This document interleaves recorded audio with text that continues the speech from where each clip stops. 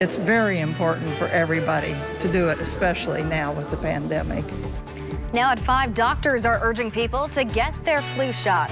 Why they say it's important now more than ever because of the coronavirus. A major city in the Midwest has its eyes on Indiana and the people who live here. The measure Chicago city leaders may take against Hoosiers on the road or in the air. We are just hours away from the vice presidential debate between a senator and a former Indiana governor. And people are still turning out in large numbers here in Indiana to cast their ballot early. From the station working for you, this is WRTV News at 5, streaming now. Thanks for joining us here at 5 o'clock. We begin tonight with that urgent plea from the CDC recommending everyone 6 months or older get a flu shot. The CDC says it's especially important this year. And Mark, with coronavirus concerns, doctors say it's critical, not just for you, but for hospitals as well.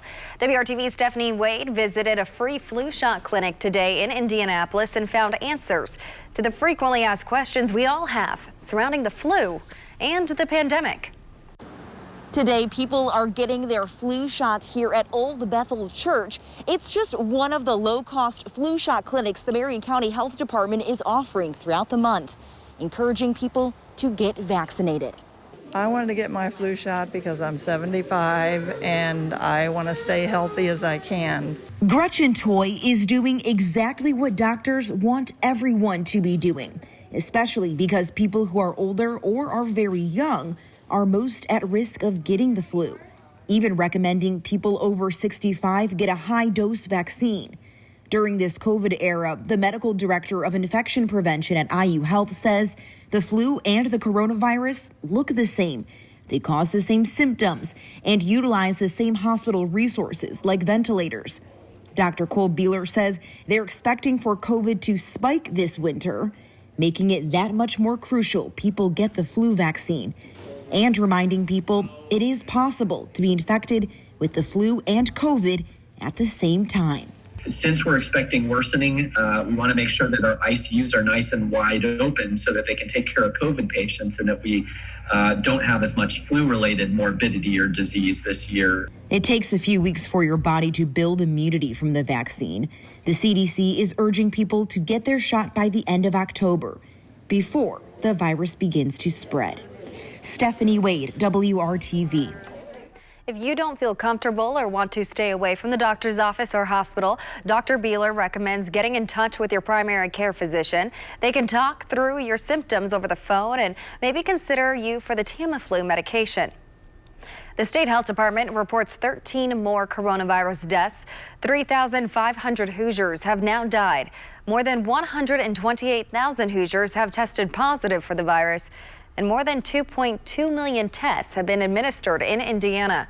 Governor Holcomb reflected on the latest numbers in his weekly news conference, saying some areas are going up, but some are going down and staying level. He says we all have a role to play. That's why this targeted approach of us working with counties, with the locals, we all have a role. We all have a part, and each role is as important as the other, whether it's sharing data, whether it's tracking, whether it's working with schools, with businesses. While Governor Holcomb may see some good signs, Indiana's COVID-19 numbers are still a cause for concern for a neighbor to the north. Chicago health officials say they may add Indiana to its emergency travel order. That order requires people entering the city from COVID-19 hotspots to quarantine for 14 days. Officials say Indiana is now on a warning list, and Chicago residents are strongly advised to not travel to Indiana. Chicago adds a state to its emergency travel order if it averages more than 15 cases per 100,000 residents over a 7-day period. Indiana has exceeded that threshold, but Chicago officials gave the state a week for its COVID-19 rates to improve. You will not be able to use the COVID-19 pandemic as a reason to vote by absentee ballot in Indiana this year. A federal appeals court has upheld a ruling affirming the state's current limits on voting by mail. A group of voters had sued the state in an effort to expand the list of reasons that you have to provide election officials to qualify to vote by absentee ballot. Several other states are allowing voters to cast ballots by mail to avoid contracting the virus, but the appeals court ruled that Indiana already offers 13 reasons to request an absentee ballot, as well as several weeks of in-person early voting. We have much more on this court ruling and how it impacts you at WRTV.com. We are hours away from the first and only vice presidential debate. What was initially a point of contention between the candidates has now been resolved. 2 plexiglass barriers are now in place on the stage, separating Senator Kamala Harris and Vice President Mike Pence. The Commission on Presidential Debates granted Harris's request to install them following the White House COVID-19 outbreak.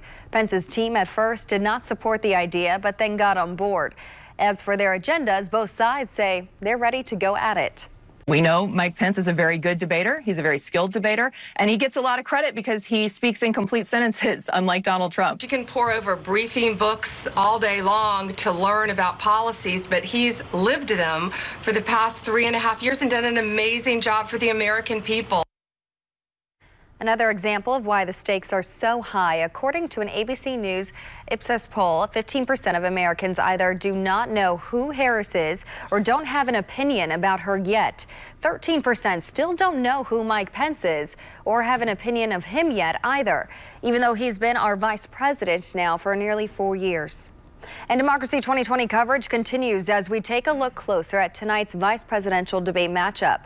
Our Rafael Sanchez spoke with Democrat Laura Beck and Republican Megan Robertson. They weigh in on the role of gender and their request for a plexiglass barrier. It seems that this debate for the vice presidential candidates has taken on greater significance since the president was diagnosed with COVID-19 and he can't campaign. Laura Beck? Yeah, I think it has taken on a lot of significance, particularly because the presidential debate was such a goat rodeo, especially when you're looking at this and we're moving for the context of where it's happening. You've got a president who is supposedly quarantining in the White House. You've got the economy cratering. And you've got Vice President Pence, who has served as the head of the coronavirus task force. And all polls are showing that people are not happy with the federal government's response on that. Also looking at the age of these candidates and some of the comments that Biden has made, frankly, about being kind of a bridge to the next generation. So I think people are going to see what the next generation of leadership could look like. And it's going to be important. I think there's a lot of opportunity on both sides to be aggressive here. A vice presidential aide has mocked Kamala Harris for wanting plexiglass at the debate. Is too much being made on this issue? Absolutely not. If I was Kamala, I would absolutely want a plexiglass and to be as far away as humanly possible. So for them, I think it's less of her mocking and more of they don't want the plexiglass because they don't want to admit that we are in the middle of a global pandemic that is impacting every person's life. You got the vice president, he's a guy. You got the nominee on the Democratic Party, she's a lady. Is the debate going to be different because of the makeup of gender? Yes, absolutely.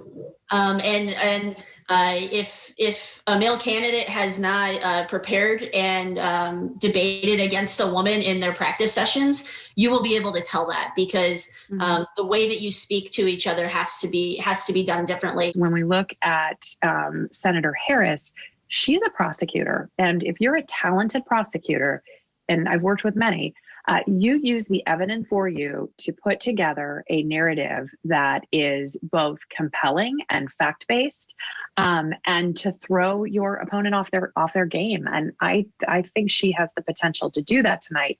The challenge for her is that, again, she has to remain authentic to herself. She has to be true to herself. She has to be her. But she has to monitor how she's coming across too. Our political insiders, thank you so much on this Wednesday. Our coverage of Democracy 2020 continues right now on WRTV. And a reminder, you can watch the vice presidential debate tonight right here on WRTV. Coverage starts with a 2020 special at 8, followed by the debate at 9.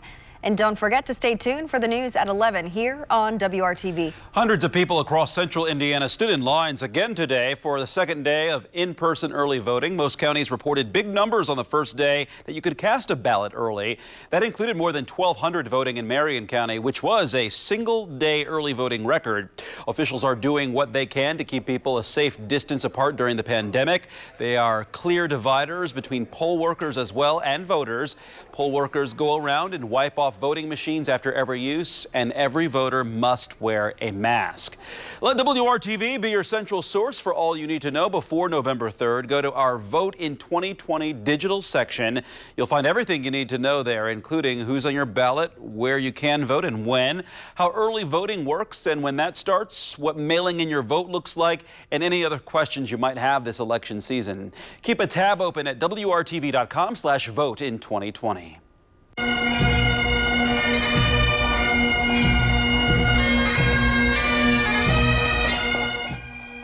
Today, the Indianapolis Professional Firefighters Union Local 416 hosted the 24th annual reading of the names of our fallen firefighters. This special ceremony took place at Marion County Fallen Firefighters Memorial Plaza on Massachusetts Avenue. Different people read the names of all of the firefighters who lost their lives in the line of duty in Marion County. We are here today to remember the men and women of our local who gave the ultimate sacrifice while serving our community. These 110 names represent a family, an incomplete family, whose loved one never came home.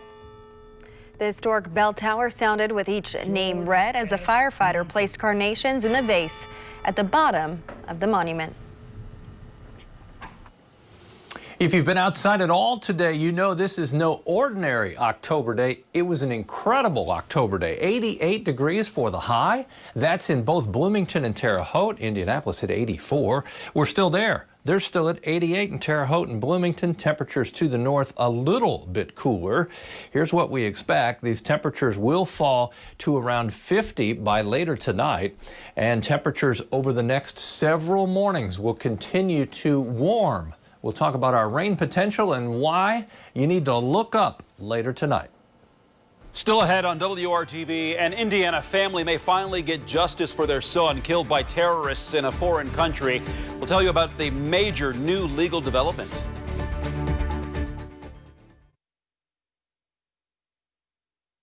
Two Islamic State militants accused in the heinous murders of 4 Americans in Syria are now charged and in the U.S. facing a judge for the first time. One of the victims, you'll recall, was Indiana native Peter Kasich. ABC's Marcy Gonzalez explains the list of charges. They are among the ISIS terrorists accused of taking part in the abduction, torture, and murder of hostages, including 4 Americans in Syria between 2012 and 2015. Now, Alexander Koti and El Shafi El Sheikh are finally facing federal charges in the United States. Today is a good day, but it is also a solemn one. The former British citizens turned ISIS guards known as 2 of the so-called Beatles, now indicted on 8 federal charges, including murder for the deaths of Americans James Foley, Kayla Mueller, Stephen Sotloff, and Peter Kasich. Their families releasing a joint statement saying Koti and El Sheikh's extradition and trial in the United States will be the first step in the pursuit of justice for the alleged horrific human rights crimes against these 4 young Americans. One of the other alleged so-called Beatles remains in a Turkish prison. The 4th, the lead executioner known as Jihadi John, was killed in a drone strike in 2015. And now the indictment against these 2 terrorists finally coming after the United Kingdom agreed to their extradition in exchange for the U.S. committing that the men would not face the death penalty. The Attorney General decided that we should provide the death penalty assurance in order to get the British evidence and see that justice could be done more expeditiously. Koti and El Sheikh would face life in prison if convicted, which is the punishment James Foley's family has long pushed for, saying these men deserve to be held in solitary confinement for the rest of their lives. Marcy Gonzalez, ABC News, Los Angeles. Well, you had the green light to do pretty much anything you wanted today across central Indiana. I'm not sure how he did, how many fish he caught, but part of fishing is just relaxing, right? And enjoying the conditions, and I'm sure he did that. Okay, temperatures today incredibly well into the 80s. Sunshine, south wind, low humidity, and our incredibly dry conditions really set the stage for this to happen, where the temperature at 84 in Indy, 88, and is still there in the Bermuda Triangle of Terre Haute, Sullivan, Bloomington. Temperatures are warmest to the southwest. Tonight, you don't want to miss this. It's a great time to see the space station fly over. Great because it will last 6 minutes, and also because it passes so far overhead. You'll basically be looking straight up at this. 7:48 low in the northwest. You'll pick up a steady white light. Watch it move straight overhead before disappearing low in the southeast at 7:54. I'll remind you during the 6 and 7 o'clock news too, because we don't want to miss it.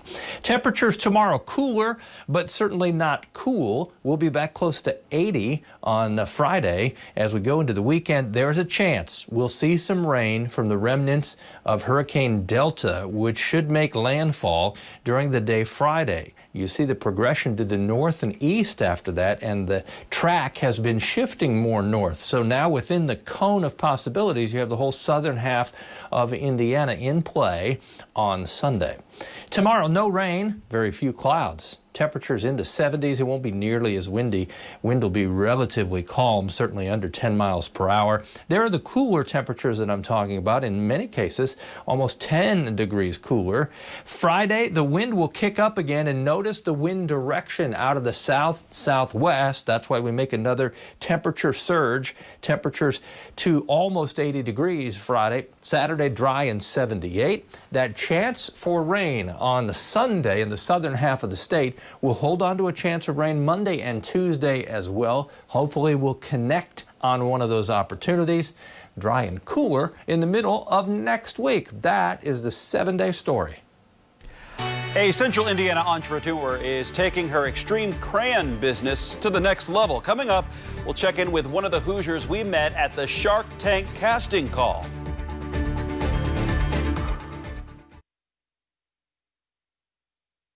I am a farm boy from Fillmore, Indiana. Okay. And Fillmore, Indiana is west of Indianapolis, about 45 minutes. I attribute just about all of my success to actually what I learned on the family farm and mentors. Hard work, value of a dollar, and responsibility. It's applicable to anything you do in life. The Putnam County man is not only a serial entrepreneur, but now an author. Mark Tim's first book, Mentor to Millions, just hit store shelves. It's all about the secret to success in business, and he says that secret is having a mentor to guide you and then becoming a mentor to someone else in return. He wrote his book with one of the most famous sharks in history of the show Shark Tank, Kevin Harrington. Kevin is the original shark. He was the first one selected on Shark Tank. And Kevin found himself in a spot where he wanted to help more people than he could even invest in. And so when he left, he started down this path of mentorship and legacy. So the undercurrent of the book is not just business success, it's relationships and beyond, because we believe that the most valuable business you'll ever own, ever operate, ever even get the chance to be a part of is the one you're going home to, not the one you go to every day. You can find the book Mentor to Millions everywhere books are bought. For more resources on having a mentor and being a mentor, visit hiringhoosiers.com and click on this story. And speaking of Shark Tank, you may remember the Shark Tank Open casting call at the Indianapolis Motor Speedway. We saw a ton of great products, and one woman from McCordsville stood out. And while she can't tell us any additional details from her time with Shark Tank just yet, she is up for another big opportunity. More now from Lauren Casey.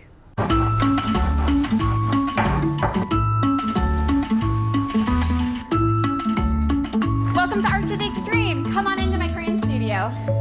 Nicole Lewis is a McCordsville mom and color connoisseur. I am known for the original rainbow crayon. With roots in the classroom. I was a teacher for about 10 years. I had several students with special needs that could not hold a standard crayon, so we decided to melt down their nubs and stubs, because if anyone's been to a kindergarten class, there are crayons everywhere.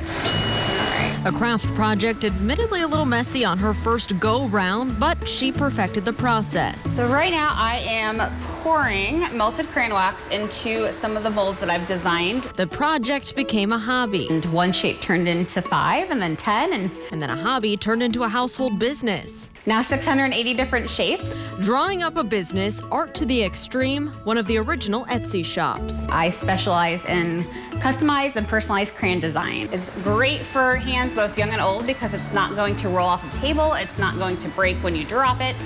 a sought-after gift for the young and young at heart. And, everybody can be an artist. Many tapping into their inner Picasso as we stay safe and stay home. The past few months have been the busiest, filling orders for Nicole and her husband. There were so many orders coming and we didn't know what to do. Luckily, we had prepared knowing that Easter was coming up and we had bought a lot of stock and boxes and things ahead of time.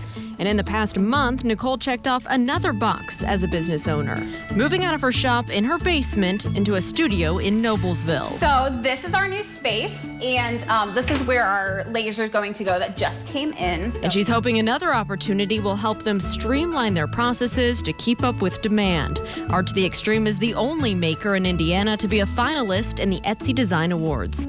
Out of 100 finalists worldwide, there are only 10 in her category for kids' toys. Art to the Extreme could win $15,000 with your help. To vote for us, all you need to do is go to the picture of our original Rainbow Crayon personalized set that says Nora and Reagan and tap on the heart. And that was Lauren Casey reporting. We posted the link to the voting site on our website, hiringhoosiers.com. Nicole also has plans in 2021 to get a warehouse with employees. We will be sure to keep you updated on those opportunities. We're going to take a quick break. The news at 5:30 is next.